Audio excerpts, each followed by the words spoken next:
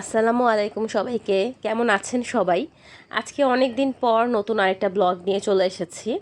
আমার শরীরটা তেমন একটা ভালো না, প্রচুর জ্বর ঠান্ডা। আর ভয়েস শুনে অলরেডি বুঝতেই পারছেন যে ভয়েসের অবস্থা খুবই খারাপ। তার মধ্যে হচ্ছে আমার জ্বর ঠোসা উঠে গিয়েছে। তো আমার স্পাইসি কিছু খেতে ইচ্ছা করছিল। তো কি করব, ছোট ভাইকে বললাম যে স্পাইসি কিছু তৈরি করে দে। তো আমার ছোট ভাই হচ্ছে আবার খুব ভালো কুক। অলরেডি কিছু ভিডিও দেখেছেন যে ও কত ভালো ভালো রেসিপি রান্না করে। তো আমাকে বললো যে আপু আজকে তোমাকে একটা চাইনিজ নুডলস রান্না করে খাওয়াবো। তাই আমি বললাম যে ভাই যাই খাওয়া একটু ঝাল ঝাল খাওয়া। তো দেখতেই পাচ্ছেন ও সব কিছু ইনগ্রিডিয়েন্টস অ্যাড করছে। আর ও খুবই ভালো নুডলস রান্না করে। আর যেহেতু আমার রিকোয়ারমেন্ট ছিল আজকে হচ্ছে আমি একটু ঝাল ঝাল খাবো, তো সব কিছু হচ্ছে মিক্সড করে একটু স্পাইসি করা ট্রাই করছিল। তো আজকে নুডলসটা নাকি হচ্ছে চাইনিজ রেসিপি। তা আমি বললাম যে তুই আবার আমাকে চায়না পাঠিয়ে দিস না, এমনিতে আমার অবস্থা খুবই খারাপ। আর এই যে ও সব হচ্ছে মশলাগুলো অ্যাড করছে, আর বাঁধাকপি এর সাথে অ্যাড করবে। ওর কাটার স্টাইলেই বুঝতে পারছেন যে ও কত নিখুঁত কাজ করে। আর হচ্ছে ও কারো হেল্প অতটা বেশি লাইক করে না, ওর কাজ ও একা করতেই পছন্দ করে। আর এই যে দেখতেই পাচ্ছেন ও কত সুন্দর করে সব গুছিয়ে কাজ করছে। আর এই ফাঁকে হচ্ছে আমি বললাম যে লেবু কেন দিচ্ছিস। ও বললো লেবুটা দিলে নাকি টেস্টটা আরও ভালো বাড়বে।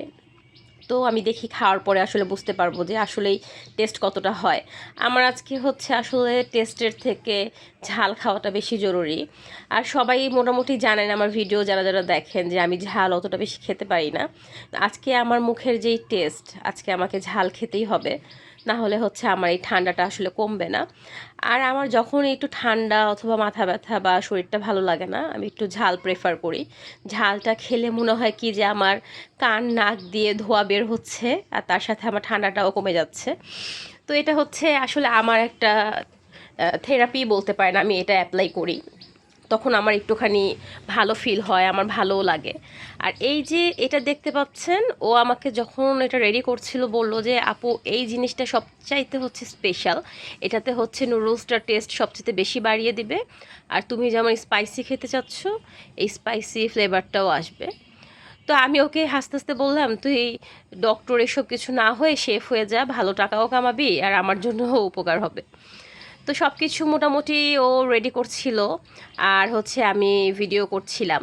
আর এই মশলাটা রেডি করতে করতে ও যে বাঁধাকপিটা কেটে রেখেছিল সেটা হচ্ছে এটার সাথে অ্যাড করলো, করে সব মশলাগুলো হচ্ছে আবার এটার সাথে অ্যাড করে দিচ্ছে। তো দেখতেই পাচ্ছেন ও প্রথমে একটু মশলা এটার সাথে অ্যাড করে নিল, তারপর হচ্ছে বাকিটা যখন ও নুডলসটা দিবে তখন হচ্ছে ও নুডলসের সাথে অ্যাড করবে। এতে নাকি টেস্টটা একটু বেশি ভালো হবে।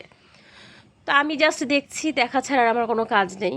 আর কিছুদিন ধরে আসলে সেরকম আমি ভিডিও তৈরি করতে পারছি না আমার কিছু পার্সোনাল কাজের কারণে। খুব শীঘ্রই আপনাদের সাথে শেয়ার করব কী কাজ আর কেন করছি না।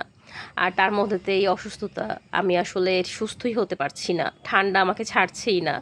সব মিলিয়ে হচ্ছে খুব বাজে একটা সিচুয়েশন পার করছি।